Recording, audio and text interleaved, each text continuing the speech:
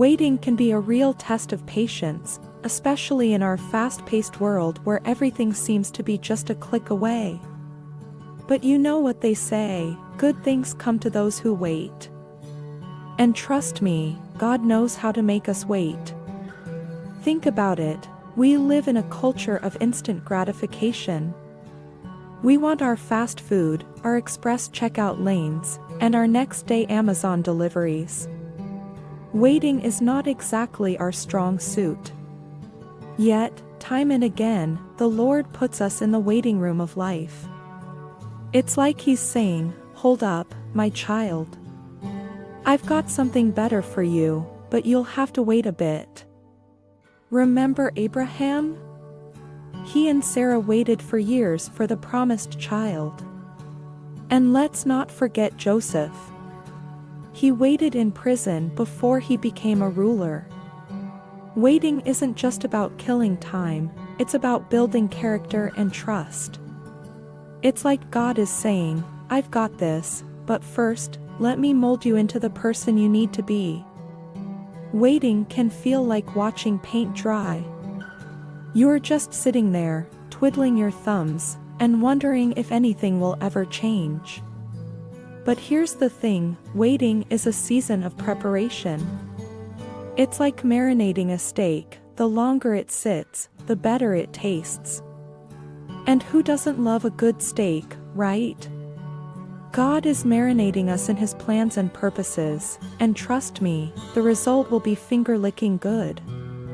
Isaiah 64 verse 4 says, "For since the beginning of the world men have not heard, nor perceived by the ear, neither hath the eye seen, O God, beside thee, what He hath prepared for him that waiteth for Him."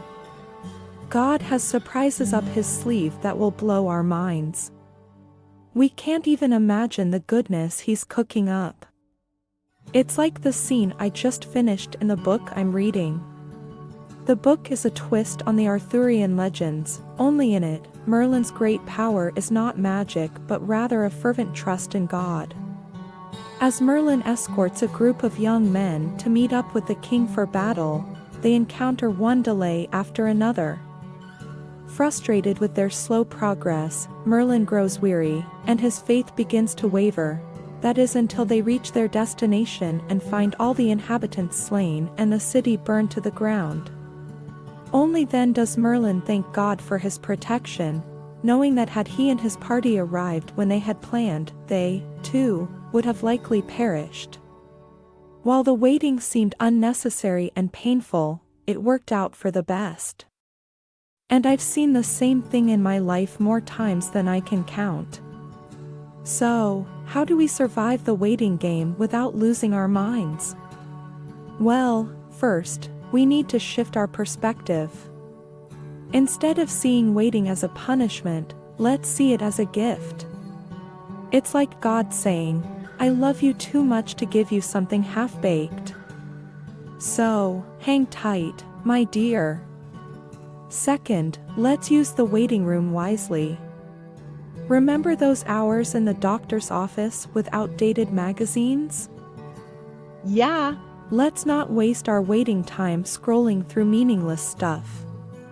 Instead, let's dive into God's Word, pray, and seek His face. Waiting becomes much less frustrating when we're engaged in the right activities. Lastly, let's trust the cook. God's timing is impeccable. He's not slow, He's just thorough. He's not forgetting us, He's orchestrating a masterpiece. Even when the waiting gets tough, let's hold on to His promises. After all, He who began a good work in us will complete it in His perfect time, Philippians 1 verse 6. So, my friends, the next time you find yourself in the waiting room of life, remember that the Lord is working behind the scenes. He's got a plan, and it's a good one. The waiting may feel like an eternity, but the outcome will be worth it. And who knows, while you're waiting, you might learn to appreciate the beauty of the process. After all, waiting time isn't wasted time, it's a time of growth, transformation, and, yes, even a few, "Are we there yet?" moments. Wait on the Lord, be of good courage, and he shall strengthen thine heart. Wait, I say, on the Lord. Psalm 27 verse 14.